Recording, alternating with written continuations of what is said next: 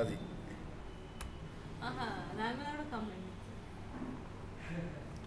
చూడండి అమ్మా. నెక్స్ట్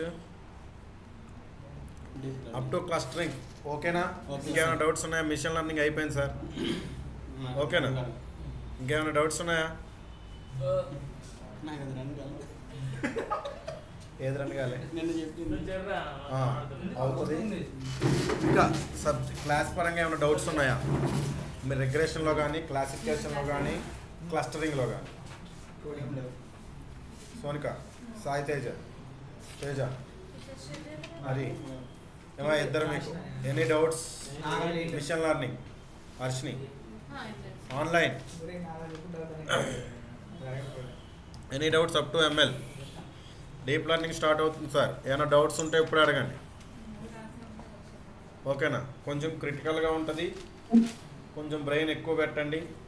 చేసేటప్పుడు, ఎగ్జిక్యూషన్ చేసేటప్పుడు నేను ఏదైతే కోడ్ ఎగ్జిక్యూట్ చేస్తున్నానో అప్ టు అక్కడ వరకే చేయండి.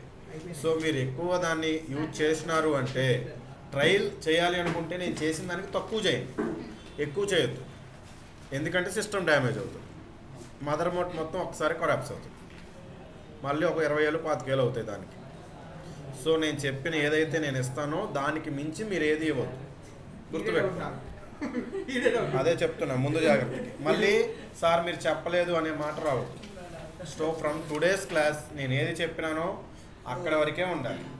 నథింగ్ బట్ నేను ఏదైతే అప్రోచెస్, యాక్టివేషన్ ఫంక్షన్స్ ఏవైతే ఎంటర్ చేసి ఉంచుతానో అదే ఉండాలి, సేమ్ కోడ్. సో మీరు ఇంకా తగ్గించినా పర్లా, ఏదో batch mode, nothing but batch mode అని అప్రోచెస్ అని ఉండదు. అది తీసుకునేటప్పుడు వాటి సైజ్ నేను ఇచ్చిన దానికన్నా తక్కువగానే ఉండాలి తప్ప ఎక్కువ ఉండకూడదు. సో ఉన్న ప్రాబ్లం ఉండదు. బట్ మీరు ఇచ్చిన దానికి data depend on the data, అది ఎక్కువ అయినదా సిస్టమ్ పోతుంది, గుర్తుపెట్టుకోండి. సో ఆల్రెడీ మీకు మిషన్ లెర్నింగ్లోనే SVM కానీ, డిసిషన్ ట్రీ కానీ కొన్ని algorithms it will take lot of time ఎగ్జిక్యూషన్కి. సో అర్థం చేసుకోండి, అక్కడే మనకి 10-15 కాలమ్స్ ఉంటేనే డేటా అంత ఎఫెక్ట్ అవుతుంది. సో అలాంటిది ఇంకెక్కడ మనకి ఎక్స్ట్రా డేటా ఉంటుంది. న్యూరాన్కి మధ్య కనెక్షన్కి మనకి మినిమం 4 కనెక్షన్స్ వస్తాయి. 4 ఇన్పుట్ లేయర్స్ ఉంటాయి, hidden layers depend on the data. మనకి కనెక్షన్స్ అనేది ఎలా అయితే లింకేజ్కి చెప్పుకున్నాం చూసినారా, ఒక డిస్టెన్స్, ఒక క్లస్టర్ నుంచి ఒక క్లస్టర్కి డిస్టెన్స్ కలెక్ట్ చేస్తున్నాం, ప్రతి దాని నుంచి ఇంకొక దానికి పాయింట్స్ తీసుకున్నాం చూసినారా, అలానే ఉంటుంది సేమ్. సో అలాంటప్పుడు ఏమవుతాయి, ఒక ఇన్పుట్ కా నుంచి 4 కనెక్షన్స్ వచ్చినాయంటే అలాంటి 4 ఉంటే ఎన్ని అవుతాయి, 40 కనెక్షన్స్ అవుతాయి. అలాంటిది మన దగ్గర 4 ఉంటాయా, డేటాలో నెంబర్ ఆఫ్ డేటా ఉంటుంది. అలాంటప్పుడు మీకు ఎన్ని న్యూరల్ నెట్వర్క్స్ ఫామ్ అవుతాయి, సో ల్యాక్స్ ఆఫ్ డేటా వస్తుంది. సో అది యాక్సెస్ చేయాలి అంటే సిస్టమ్ అందరూ సరిపోదు. సో కొన్ని ఫర్ ఎగ్జాంపుల్ మీరు ఉన్న సిస్టమ్ కొంచెం i3 కానీ లేదంటే జనరేషన్ 8 కన్నా ముందుకుంటే గూగుల్ కొలాబ్లో చేసుకోండి. గూగుల్ కొలాబ్ ఆన్లైన్లో ఉంటుంది, ఓకేనా? అది చేయండి, మీ సిస్టమ్స్ డ్యామేజ్ చేసుకోవద్దు. ప్రతిసారి చెప్పలేను, చెప్పినప్పుడు క్లియర్గా అర్థం చేసుకోండి, ఓకేనా? చూడండి. నెక్స్ట్ ఏంటండి, న్యూరల్ నెట్వర్క్స్ అంటే ఏంటి అసలు? ఆర్టిఫిషియల్ న్యూరల్ నెట్వర్క్ అన్నారు. ఆర్టిఫిషియల్ న్యూరల్ నెట్వర్క్ ఉంటుంది.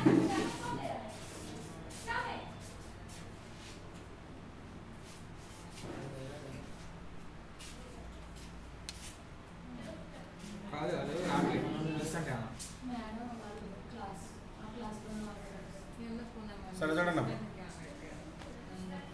సో న్యూరల్ నెట్వర్క్ అంటే ఏంటి, అసలు నెట్వర్క్ అంటే ఏంటి, ఆర్టిఫిషియల్ న్యూరల్ నెట్వర్క్ అంటే ఏంటి, current and convolution neural network అంటే ఏంటి, అసలు ఆర్టిఫిషియల్ న్యూరల్ నెట్వర్క్ ఎలా అవుతుంది?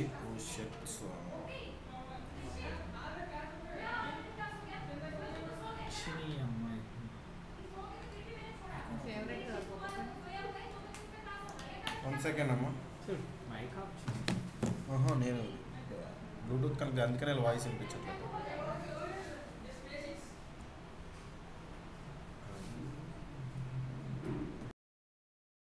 Good afternoon.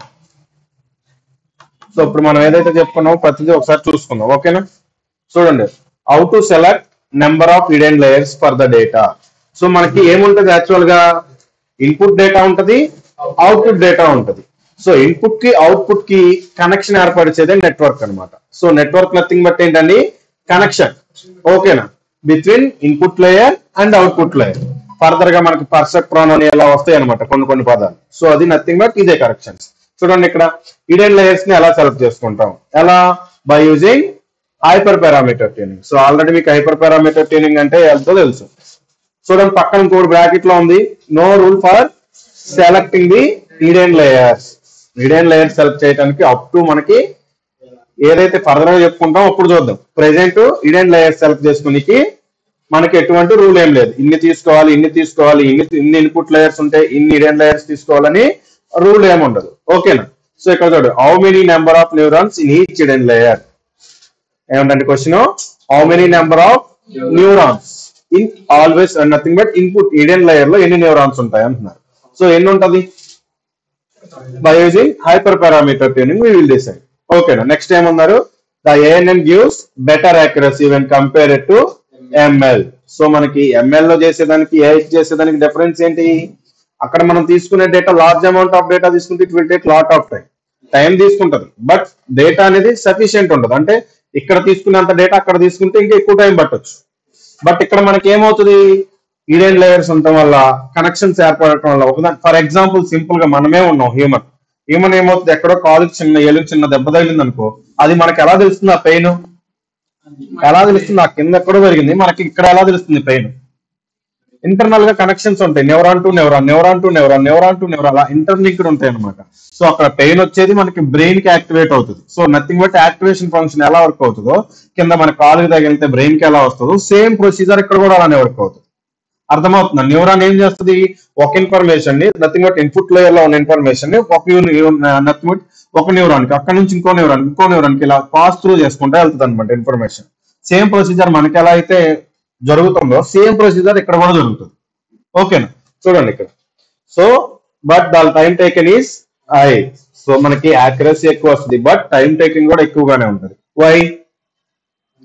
Large amount data. ఎందుకని? నెంబర్ ఆఫ్ న్యూరాన్స్ అనేది ఎక్కువ ఉంటుంది, ఈడెన్ లేయర్స్ అనేది ఎక్కువ ఉంటుంది. ఒక ఇన్ఫర్మేషన్ పాస్ చేసుకుంటూ వెళ్ళాలి. So it will take some. ఎందుకని? ఆ ప్రాపగేషన్ ఏదైతే జరుగుతుందో ఇన్ఫర్మేషన్ అనేది క్రిటికల్ గా ఉంటుంది. ఆ ఇన్ఫర్మేషన్ తీసుకెళ్లేదానికి కూడా పాసిబిలిటీ ఉండాలి కదా. మనం డైరెక్ట్ మిషన్ లెర్నింగ్ ఏం చేస్తాం, ఆల్గోరిథం అప్లై చేసేస్తున్నాం. ఇక్కడ అలానే అప్లై చేస్తాం, అక్కడికి డిఫరెన్స్ ఉండదు. బట్ అక్కడ డైరెక్ట్ ఏదైతే ఇన్ఫర్మేషన్ తీసుకున్నామో ఆల్గోరిథం లో పాస్ చేస్తున్నాం. బట్ ఇక్కడ ఈడెన్ లేయర్స్ అంటున్నాం, న్యూరాన్స్ అంటున్నాం, నెట్వర్క్ అంటున్నాం, ఇలా నెంబర్ ఆఫ్ కండిషన్స్ తో పాసిబుల్ ఉంటుంది. సో అక్కడికంటే ఇక్కడ బెటర్ యాక్యురసీ వస్తుంది, బట్ టైం టేకింగ్ అక్కడికంటే ఇక్కడ అంతగానే ఉంటుంది. ఎందుకని? మనం ఒక్కొక్క డేటాని నెంబర్ ఆఫ్ టైం చెక్ చేసుకుంటున్నాం. So number of time check చేసి ఏమవుతుంది, బెస్ట్ యాక్యురసీ తీసుకుంటాం. అర్థమవుతుందా? సో చూడండి ఇక్కడ, please do not apply more hidden layers when you are working. No, గుర్తుపెట్టుకోండి.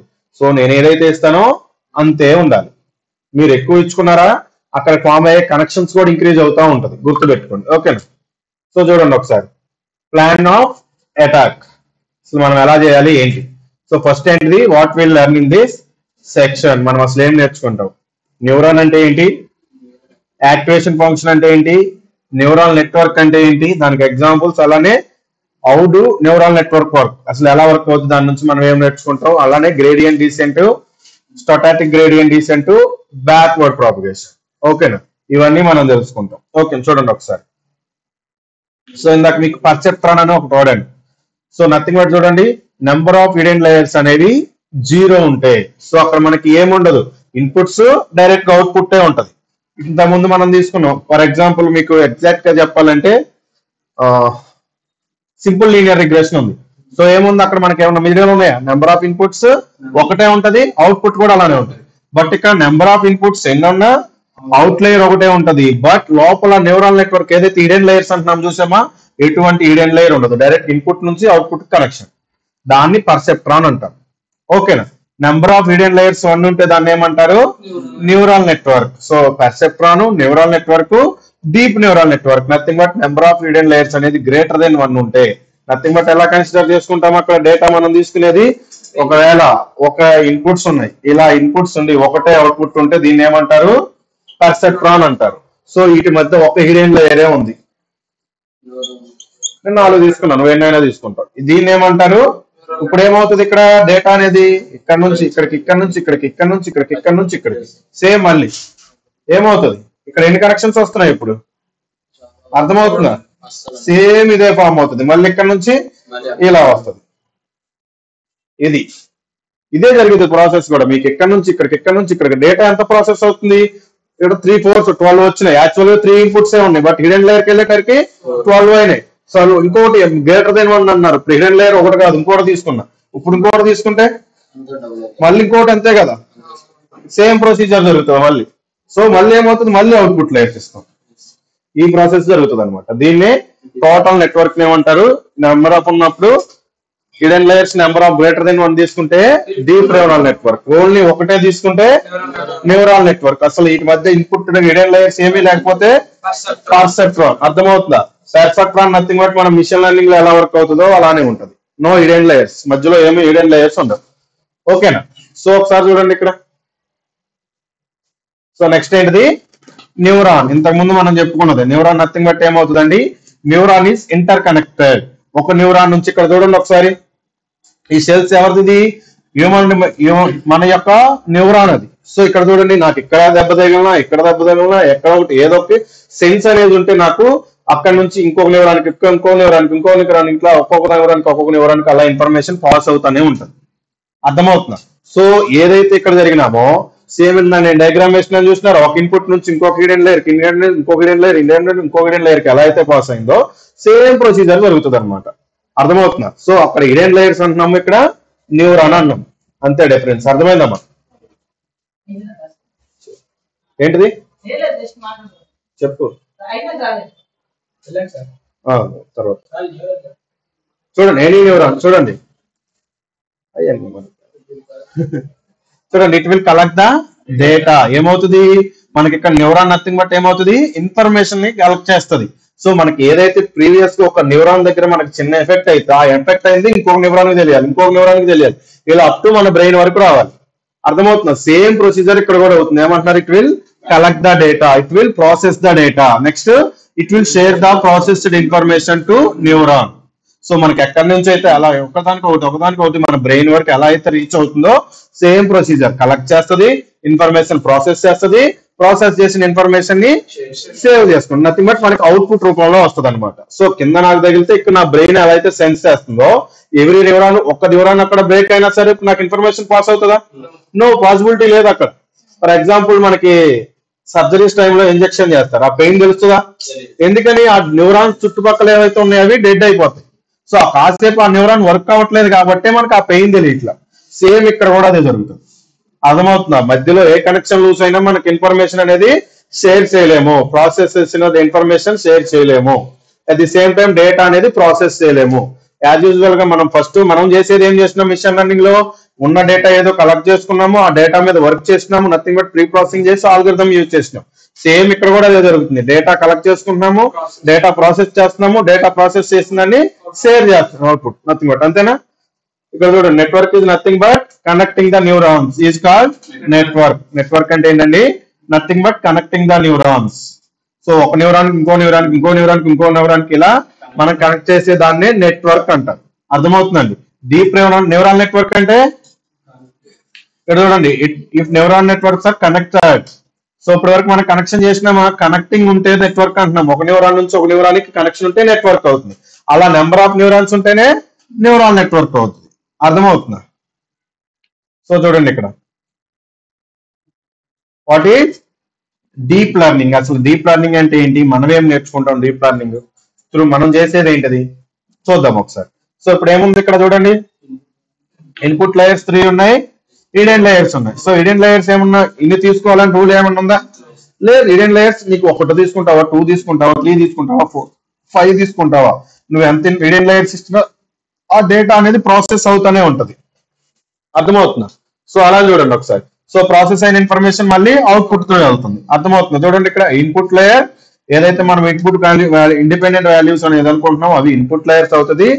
దాంట్లో మనకి ఇప్పుడు కొత్తగా వచ్చింది ఏంటండి, హిడెన్ లేయర్స్. ఇన్పుట్ లేయర్ తెలుసు, అవుట్పుట్ తెలుసు మీకు. ఇక్కడ మనం ఏం చేస్తున్నాం, డేటాని ప్రాసెస్ చేసుకోవడానికి యూజ్ చేసుకునేదే హిడెన్ లేయర్స్.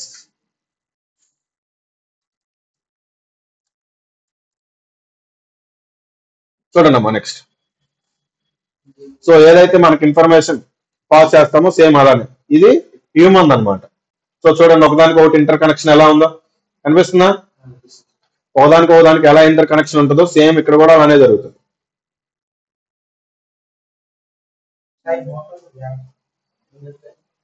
చూడండి ఇక్కడ.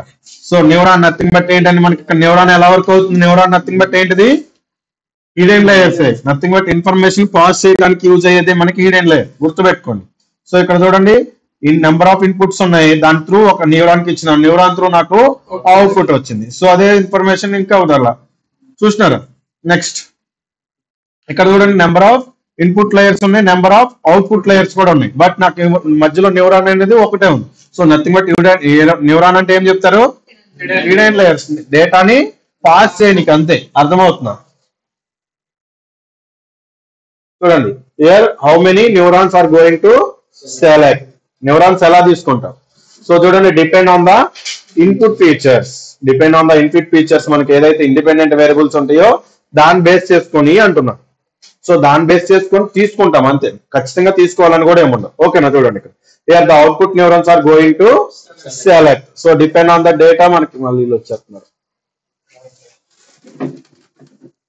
చూడండి if it is continuous and binary classification, then the output neuron is an output neuron nothing but మనకి ఇంతకు ముందు ఏదైతే మనం మిషన్ లెర్నింగ్ లో కంటిన్యూస్ డేటా డిస్క్రీట్ డేటా అన్నామో, ఇక్కడ కూడా మనకు డేటా అలానే ఉంటది కదా. కంటిన్యూస్ డేటా ఉండొచ్చు, డిస్క్రీట్ డేటా ఉండొచ్చు. ఇంకొక విషయం, మీకు మిషన్ లెర్నింగ్ లో ఎలా అయితే వర్క్ చేస్తున్నారో డీప్ లెర్నింగ్ లో కూడా అలానే వర్క్ చేస్తారు, మిషన్ ఆర్టిఫిషియల్ ఇంటెలిజెన్స్ లో కూడా అలానే చేస్తారు.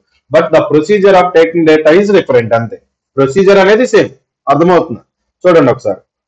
But multi-class classification, the output neurons are selected based on the output categories. So ఇప్పుడు నాకు ఇక్కడ మనం ఈ డయాగ్రామ్ తీసుకున్నాం, ఇది నెంబర్ ఆఫ్ మల్టిపుల్ అవుట్పుట్స్ ఇది.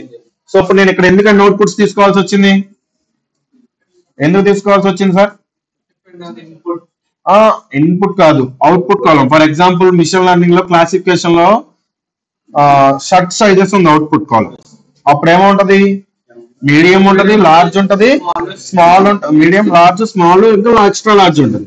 సో ఇప్పుడు ప్రతిదాని అవుట్పుట్ కాలమేగా, మరి దానికి తగ్గట్టు అవుట్పుట్ కాలమ్స్ అన్ని ఉంటున్నాయి ఇట్లే కదా. సేమ్ ఇక్కడ కూడా అంతే. Depend on the data, discrete డేటాకి వచ్చేసరికి నెంబర్ ఆఫ్ అవుట్పుట్ కాలమ్స్ అనేవి పాసిబిలిటీస్ ఉంటాయి. అర్థమవుతుంది? సో కంటిన్యూస్ డేటాకి ఎలా ఉంటుందో డిస్క్రీట్ డేటాకి కూడా అలా ఉంటుంది. బట్ డిస్క్రీట్ క్లాసిఫికేషన్ లో ఏమవుతుంది? మనకి రిగ్రెషన్ చేసుకుంటాం మనం. ఏఎన్ఎన్ రిగ్రెషన్ ఉంటుంది, ఏఎన్ఎన్ క్లాసిఫికేషన్ కూడా ఉంటుంది. సేమ్ అక్కడ ఎలా వర్క్ అవుతుంది, ఇక్కడ కూడా అలా వర్క్ అవుతుంది. But the difference is taking the neurons. ఆ కనెక్షన్ మనం ఏదైతే చేస్తున్నామో అది ఇవ్వటమే ఇక్కడ డిఫరెన్స్. ఇక్కడ ఎలా డేటా వర్క్ అయిందో అక్కడ అలానే వర్క్ అవుతుంది, అక్కడ ఎలా వర్క్ అయిందో ఇక్కడ కూడా సేమ్ ఉంటుంది. సో మనం అక్కడ output column based on output column మనం క్లాసిఫికేషన్ డైరెక్ట్ గా ఆల్గరిథం యూజ్ చేస్తున్నాం. బట్ ఇక్కడ మనకి అవుట్పుట్ కాలమ్స్ కూడా నెంబర్ ఆఫ్ కాలమ్స్ అనేది వస్తుంది మల్టీ క్లాస్ క్లాసిఫికేషన్ లో. Yes sir. చూడండి ఇక్కడ ఫర్ ఎగ్జాంపుల్ ఏంటిది? Penguin data set. Penguin data set లో మనకి నెంబర్ ఆఫ్ పెంగ్విన్స్ డిఫరెంట్ ఉన్నాయి, టైప్స్ అలా అన్నమాట. Process neuron will be process the information in 2 steps. ఎలా అండి? 2 steps. దట్ ఈస్ వన్, ఏదైతే ఫార్ములా మీకు ఆల్రెడీ ఆ ఫార్ములా చూస్తే ఏమన్నా ఐడియా వస్తుందా? ఏంటిది?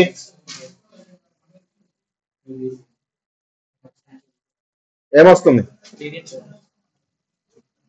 ఫస్ట్ ఫార్ములా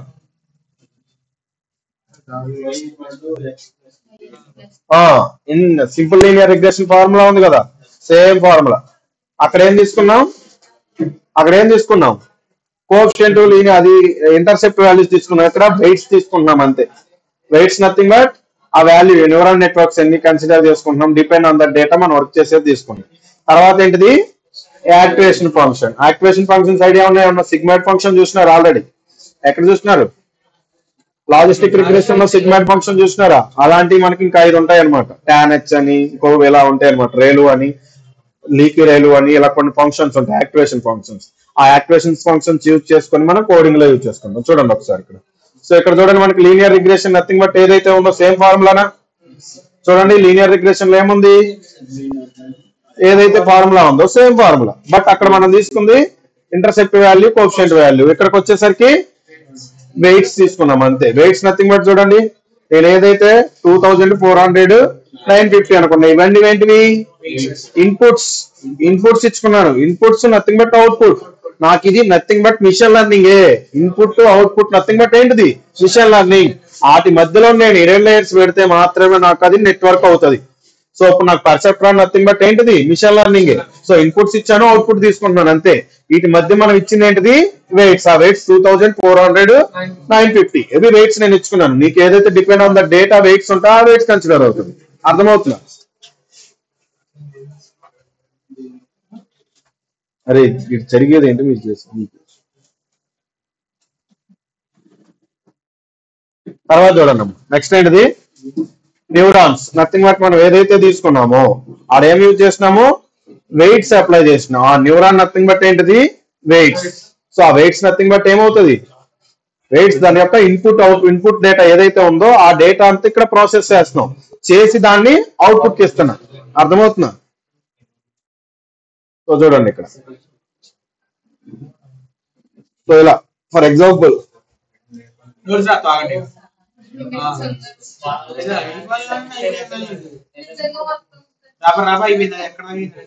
చాలా ఉందమ్మా అవ్వదు.